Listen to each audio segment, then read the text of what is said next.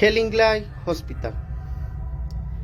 Esto que te voy a contar es una de las historias más horrorosas tenidas como real, ocurrida en un asilo mental, lugar que a pesar de haber sido abandonado hace ya más de 20 años, existió y tú lo puedes corroborar si lo deseas. Sea real o no el supuesto hecho que marcó un punto y parte de la historia de este lugar, se trata de una anécdota realmente horrorosa.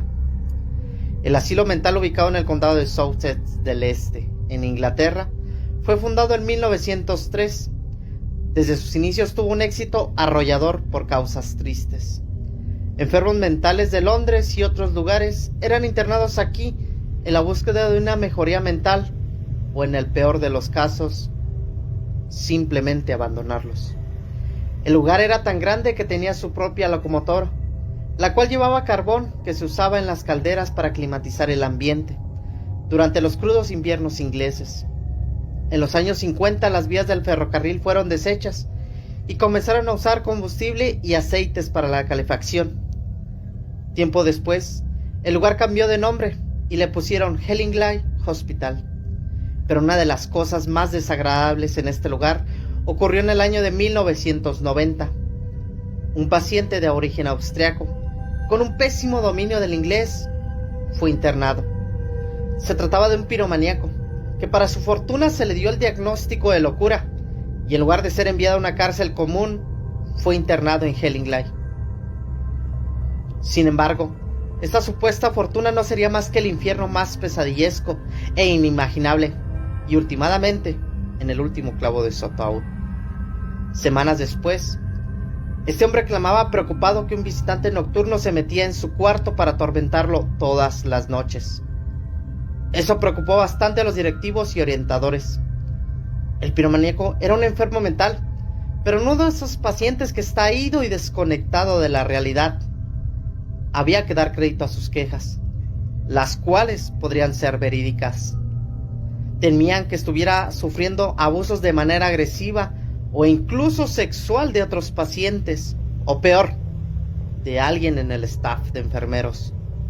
Pero no pudieron encontrar a nadie que se metiera durante la noche o hallar pruebas de dicha acusación. Estaba claro que no recibía visitas afuera del asilo mental. Él no dejaba de quejarse. Es más, incluso describía lo que era la presencia de un aspecto muy desagradable, conformada por una cabeza con cuerpo confuso. Dijo que esa cosa olía bastante mal y tenía un temperamento terrible. Cuando los psicólogos que lo trataban y lo presionaban para hablar más del tema, se ponía violento. Y a partir de ahí, eso se volvió su terapia diaria. En una sesión para tratar su esquizofrenia, se le hizo un psicodrama, es decir, una terapia hipnótica. En medio de la sesión se le invitó a hablar abiertamente de la presencia, incluso a dibujarla. Lo hizo en alemán, su idioma natal. Mucho después del extraño dibujo, la sesión avanzaba y se profundizaba. El hombre comenzó a hablar de manera errática, y ahora se le veía desconcertado y respiraba de manera agitada. Se dice que fue culpa del terapeuta, porque se negó a cambiar de tema, a pesar del estado del hombre, hasta que finalmente forzó demasiado al señor. El pobre individuo, en un ataque de pánico e histeria, se tiró al piso y de rodillas empezó a golpear su cabeza contra la barda de la sala con tal fuerza que el psiquiatra levantó los pies, pisó y corrió por ayuda. El hombre fue detenido aparatosamente y, debido a la naturaleza de sus heridas, llevado a la enfermería. Lamentablemente, el daño que se hizo en el cerebro fue tan severo que murió 2 días después. Pero he aquí la parte extraordinaria al día de hoy. No se sabe si es porque la voz se corrió entre pacientes, causando la histeria o algo más. Pero comenzó una oleada de suicidios en todo el manicomio, que se alargó durante 6 meses. Como si fuera una pesadilla para los doctores, los otros pacientes decían estar viendo al mismo monstruo. Se comenta que muchos vieron el dibujo, lo cual pudo haberlos sugestionado para llevarlos al suicidio. Da que pensar, incluso para un loco. La cereza sobre el pastel ocurrió después.